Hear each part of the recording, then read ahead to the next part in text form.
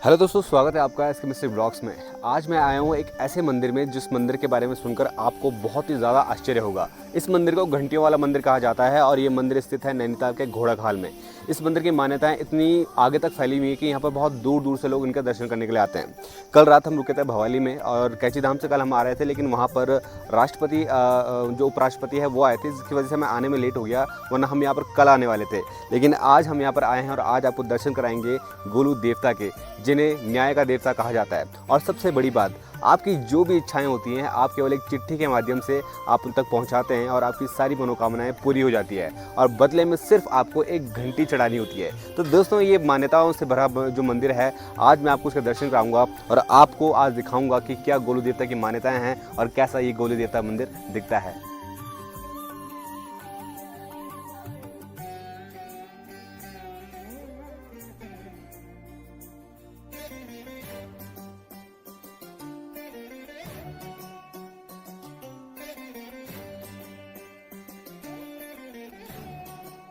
2010 में मुझ पर एक केस लग गया 302 शाहजहानपुर कोर्ट से। मुझको आजीवन कारावास हुई और 50,000 रुपये जुर्माना, 2,000 रुपये मेरी लाइसेंसी राइफल पर जुर्माना था। मैंने उसके परिप्रेक्ष्य में हाई कोर्ट इलाहाबाद में अपील की और उस अपील में हमारी 1 महीने के अंदर सुनवाई हो गई और यहाँ के जजमेंट को वहाँ हाई कोर्ट में रद्द कर दिया गया और मैं बिल्कुल निर्दोष साबित हुआ।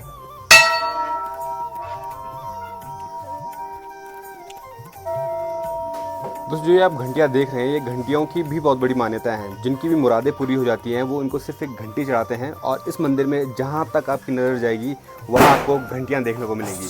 तो आइए चलते हैं ऊपर, आपको दर्शन कराते हैं गोलू देवता के। वैसे तो भारत में अनेकों देवी देवता और भगवान हैं और सभी की अपनी अलग अलग मान्यताएं भी हैं। हर दुख और संकट हरने के लिए हमें देवताओं का आशीर्वाद मिलता है, लेकिन कई सारे देवता ऐसे हैं जिनका स्वरूप मनुष्य का है और अपनी मृत्यु के बाद उनको देव स्वरूप मिला, जिससे वो जीवित लोगों के दुख हरने के काम आए। उन्हीं में से एक है कुमाऊं के गोलू देवता, जो कि कुमाऊं से निकले और पूरे देश में प्रसिद्ध हो गए। इनको न्याय का देवता माना जाता है, क्योंकि जो भी फरियादी इनके दर पर अपनी समस्या लेकर के आता है उसकी समस्या गोलू देवता पल भर में पूरी कर देते हैं और यहाँ पर सच में लोगों की फरियादें पूरी होती है, जिसका सबूत है यहाँ पर लगी लाखों घंटियाँ। जिसकी भी मनोकामनाएं यहाँ पर आके पूरी होती है दोस्तों, वो यहाँ पर आकर एक घंटी चढ़ाता है, जिसकी वजह से गोलू देवता घंटियों वाला मंदिर बन जाता है। लेकिन गोलू देवता इतने लोकप्रिय हुए कैसे, आइए जानते हैं। जितने भी सिद्ध हुए हैं या जिनमें भी अवतारी पुरुष हुए हैं या जिनने भी जन्म लिया देवताओं के रूप में, तो इनको एक पदवी दी गई है श्री श्री 1008 की। तो इस समय जो है इन्होंने एक मनुष्य रूप में जन्म लिया, बटुक भैरव के अवतार हैं। गोलू देवता इनका नाम पड़ा, जैसे रामकृष्ण नाम रखा गया ऐसे इनका गोलू देवता रही। न्याय के देवता हैं, न्याय के लिए ही इनका जन्म हुआ। 12वीं शताब्दी में इनका उद्भव माना जाता है। न्याय के लिए जन्म हुआ, भैरव के अवतार हुए। माना जाता है कि गोलू देवता जो है दूधाधारी हुए, इन्हें दूध से स्नान कराया जाता है, इनका भी सारा दूध से ही भोग बनता है। तो दोस्तों, ये है गोलू देवता मंदिर, जहाँ पर घंटियों की भरमार है और लोगों की विशेष की भरमार है। लोग अपनी चिट्ठियों के जरिए यहाँ पर अपने विश लिखते हैं और जो गोलू देवता हैं उन्हीं चिट्ठियों के जरिए उनकी विश को पूरी करते हैं और जब उनकी विश पूरी हो जाती है तो यहाँ पर लोग घंटियाँ चढ़ाने आते हैं। तो दोस्तों, ये घंटियाँ देख करके आपको लग रहा होगा कि कितनी सारी घंटियाँ हैं, लेकिन ये घंटियाँ सबूत है उस बात का कि यहाँ पर सच में लोगों की मुरादें पूरी होती हैं। गोलू देवता, जो कि कुमाऊं के राजा झाल राय और माता कलिंगा की इकलौती संतान थे और इनका जन्म बहुत लंबे इंतजार के बाद हुआ। राजा की वैसे तो 7 रानियां थी, लेकिन उनकी संतान माता कलिंगा से हुई, जिसकी वजह से बाकी रानियों को उनसे बहुत ज़्यादा ईर्ष्या होने लगी और गोलू देवता के जन्म के साथ ही उन रानियों ने उस बच्चे को एक पत्थर से बदल दिया और कहा कि आपने एक पुत्र को नहीं, पत्थर को जन्म दिया है, और उस बच्चे को नदी में फेंक दिया। लेकिन वो बच्चा बहते बहते एक लकड़हारे के पास पहुंचा। उसकी भी कोई संतान नहीं थी, तो ईश्वर का आशीर्वाद समझ करके वो बच्चे को पालने लगा और 7 साल की उम्र में उस बच्चे को अपना पूरा ज्ञान प्राप्त हुआ। उसके साथ क्या क्या चीज़ें हुई थी सब उसको याद आया और उसने पिता से हट करके एक लकड़ी का घोड़ा बनवाया और अपने घोड़े को पैदल चला करके वो उस महल में जा पहुंचा जो उसका असली महल था और वो उस नदी के पास जा पहुंचा जहां उसे बहा दिया गया था। उसने देखा कि बाकी रानियाँ वहाँ पर कपड़े धो रही थी, तो उन्होंने उनसे कहा कि हट जाओ, मुझे अपने घोड़े को पानी पिला रहा है। तो रानी ने उनसे हंसकर कहा कि लकड़ी का घोड़ा भी कोई पानी पी सकता है? तो बच्चे ने भी हंसकर जवाब दिया क्यों नहीं पी सकता? जब एक माँ के पेट से एक पत्थर जन्म ले सकता है तो लकड़ी का घोड़ा पानी क्यों नहीं पी सकता? वहाँ पर उनकी सारी बात खुल गई और वो बात राजा तक पहुँची। राजा ने सारी बातों को सुना समझा। तब राजा को पता चला कि मेरी रानियों ने मेरे साथ धोखा किया है और इस बच्चे के साथ भी धोखा किया है। बाद में राजा ने रानियों को आजीवन कारावास दिया और अपने बच्चे को कुमाऊं का उत्तराधिकारी घोषित किया। वो बच्चा तो साक्षात शिव का अवतार था। तब से वो बच्चा गोलू देवता के नाम से प्रसिद्ध हुआ और जैसा अन्याय उनके साथ हुआ था वैसा अन्याय फिर दोबारा उस क्षेत्र में किसी के पास नहीं हुआ।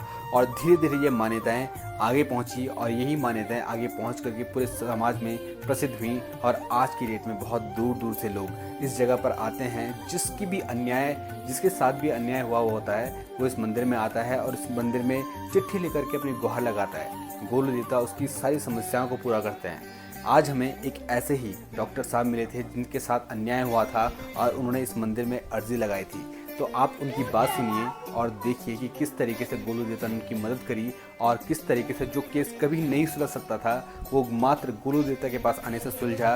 और ये केस सुलझने के बाद उन्होंने यहाँ पर आकर एक घंटी चढ़ाई। मेरा नाम डॉक्टर जगदीश नारायण मिश्र है और मैं डिस्ट्रिक्ट औरैया में मेडिकल अफसर के पद पर नियुक्त था। 2010 में मुझ पर एक केस लग गया 302। शाहजहानपुर कोर्ट से मुझको आजीवन कारावास हुई और 50,000 रुपये जुर्माना, 2,000 रुपये मेरी लाइसेंसी राइफल पर जुर्माना था। मैंने उसके परिप्रेक्ष्य में हाई कोर्ट इलाहाबाद में अपील की और उस अपील में हमारी 1 महीने के अंदर सुनवाई हो गई और यहाँ के जजमेंट को वहाँ हाई कोर्ट में रद्द कर दिया गया और मैं बिल्कुल निर्दोष साबित हुआ। आत्मरक्षार्थ अपने को बचाने के लिए ये केस हुआ था जिसमें कि जिसने मेरे पर हमला किया था वो मारा गया और मैं इसमें निर्दोष साबित हुआ। इसमें मुझको समय हार्डली 1 महीने से भी कम लगा। आज मैं यहाँ दरबार में आया हूँ बाबा के लिए। गोलू देवता के मंदिर में कब आए थे जी? गोलू देवता के मंदिर में कब आए थे कि ये पहली बार मैं आया था। पहली बार आए? 1 महीने पहले आए थे तो मैं यहाँ पर अपनी अर्जी लगा गया था और मैंने कहा था बाबा अगर हमारा ये केस छूट जाता है तो मैं घंटा चढ़ाऊँगा। तो उसी वादे के अनुसार हम यहाँ आए हैं। तो बहुत अच्छी बात है। मतलब लोगों को पता चलना चाहिए कि ऐसे सच में भक्त हैं जिनकी मुरादें भी पूरी होती हैं और वो वापस यहाँ पर दर्शन करने भी आते हैं। जी बहुत बहुत धन्यवाद, आपने थोड़ा समय दिया है। तो देखा दोस्तों कैसे इनकी जितनी भी समस्याएं थी वो सभी समस्याओं का निवारण हुआ। अगर आप भी चाहते हैं कि आपकी समस्याओं का निवारण हो तो आप जाइए गोलू देवता के मंदिर में अर्जी चढ़ाइए, एक चिट्ठी लिखिए और जब आपकी मनोकामनाएं पूरी हो जाती हैं तो आप जाकर वहाँ पर एक घंटी चढ़ाइए। क्योंकि गोलू देवता सबके देवता हैं। जो भी यहाँ पर आकर अपनी अर्जी चढ़ाता है उसकी मनोकामनाएं पूरी होती हैं। दोस्तों गोलू देवता के दर्शन हमें हो चुके हैं और सच में यहाँ पर आकर बहुत ही ज़्यादा शांति का अनुभव हुआ। वैसे तो हर मंदिर में हमें शांति मिलती है लेकिन कुछ मंदिर होते हैं जिनका स्ट्रक्चर, जिनकी बनावट, जिनकी मान्यताएं बिल्कुल अलग होती हैं। तो आपने भी मान्यताएं सुनी और आपको भी इनके बारे में पता चला तो आपका जब भी मन करे आप कहीं भी, चाहे वो घोड़ाखाल में हो, चाहे चितई में हो, चाहे वो नैनीताल में हो, आप कहीं भी आ सकते हैं और गोलू देवता को अपनी अर्जी चढ़ा सकते हैं। जैसा कि इनकी मुराद पूरी हुई थी, मैं आशा करता हूं कि आपकी भी सभी मुरादें पूरी हो। तो चलिए आपसे मिलता हूं मैं किसी और दूसरे मंदिर में। तब तक आप मुझे दीजिए इजाज़त। जय चितई गोलू देवता।